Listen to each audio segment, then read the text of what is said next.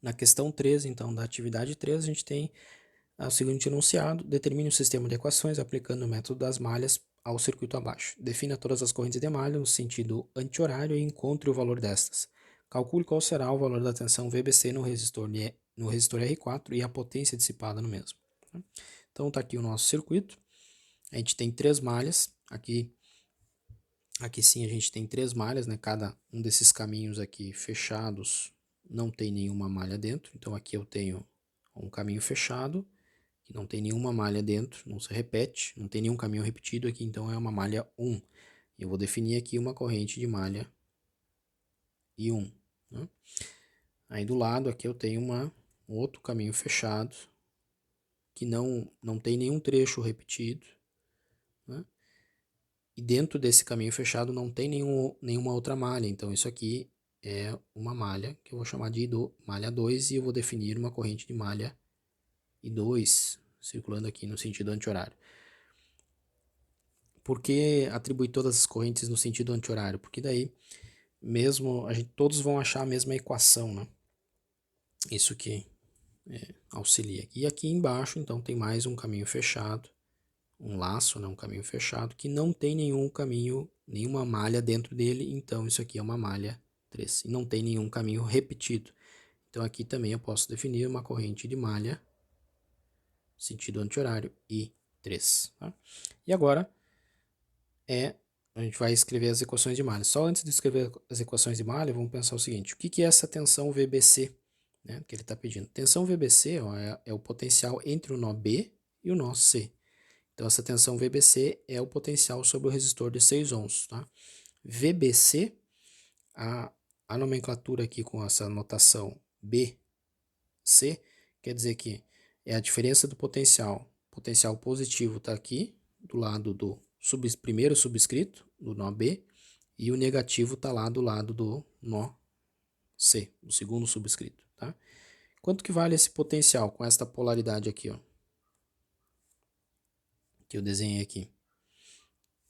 Deixa eu escrever só o resistor aqui de 6 ohms. Aqui está o nó B e aqui o nó C, né, para ficar mais claro. Potencial positivo do lado do primeiro subscrito, potencial negativo do lado do segundo. Tá? Quanto que vale essa? Deixa eu diminuir essa mancha.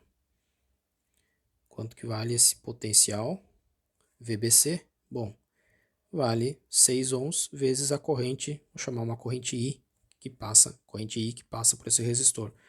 Qual que é essa corrente I aqui, ó? Que vai fluir do terminal positivo para o negativo sobre o resistor. Corrente total I.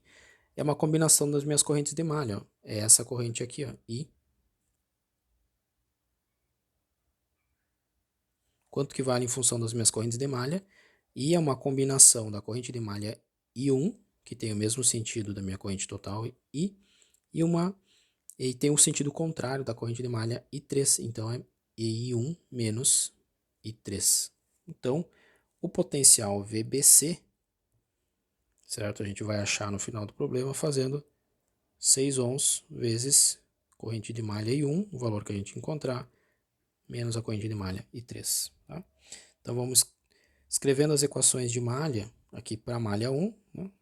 Aplica a lei de Kirchhoff das tensões para a malha 1 e escreve o potencial em cima de todos os elementos que fazem parte dessa malha.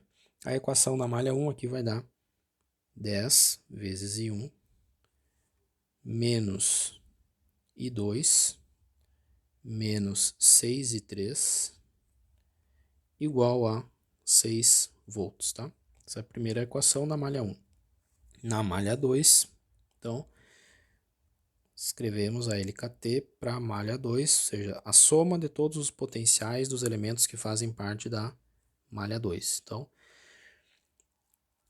a equação resultante aqui vai ser menos I1 mais 8I2 menos 3I3 igual a menos 10 volts. Okay?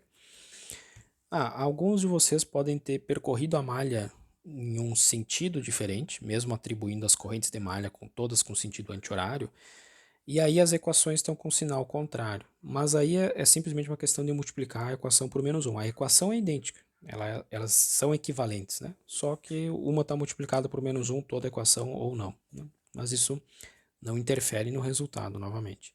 E aí, a malha 3, a equação para a malha 3 é a soma de todos os potenciais, a LKT para a malha 3,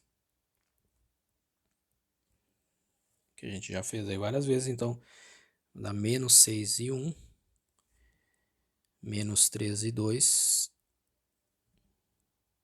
mais 9 e 3, igual a -5 volts, ok? Então essas três equações aí, colocando na forma matricial, a gente vai ter aqui uma matriz de coeficientes 10, né? Pegando as três equações, os primeiros termos aqui, tá aqui, 10, -1, -6, a primeira coluna, -1, 8 e -3, segunda coluna, -6, -3 e 9, a terceira coluna, vezes o vetor das minhas incógnitas, que é a corrente de malha em 1, a corrente 2 e a corrente 3. Isso é igual a um vetor solução, que é 6 volts, menos 10 volts e menos 5 volts, tá? E aí, resolvendo esse sistema aqui por solução de sistemas lineares, substituição, escalonamento, regra de Cramer, tirar o determinante dessa matriz e multiplicar o vetor solução aqui pelo determinante, pela matriz inversa, enfim, né? Vários métodos algébricos possíveis para a solução. Então a gente encontra aí que I1 vai ser menos 494,95 miliamperes e 2 menos 1,87, mais uma casa amperes, e o I3 vale menos 1,51178. Eu sempre recomendo nesses casos pelo menos 4 casas depois da vírgula aí, para a grandeza de maior escala. E por fim, então, VBC, que a gente tinha analisado anteriormente, é o valor desse potencial, é 6 ohms vezes a corrente de malha I1 menos a corrente de malha I3, com esses valores que a gente encontrou.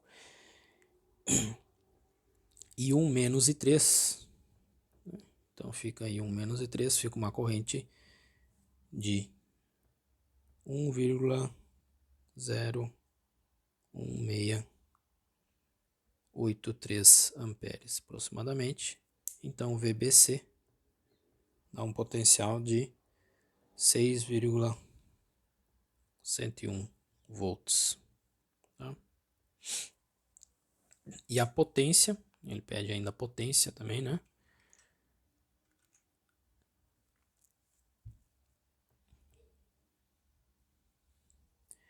Potência dissipada nesse resistor, então, se a gente já calculou, tanto faz, né? A gente calculou aqui, ó, tem o valor da corrente que circula esse resistor e também VBC, a própria potencial. Então, pode ser pelo potencial VBC ao quadrado dividido por 6 ohms.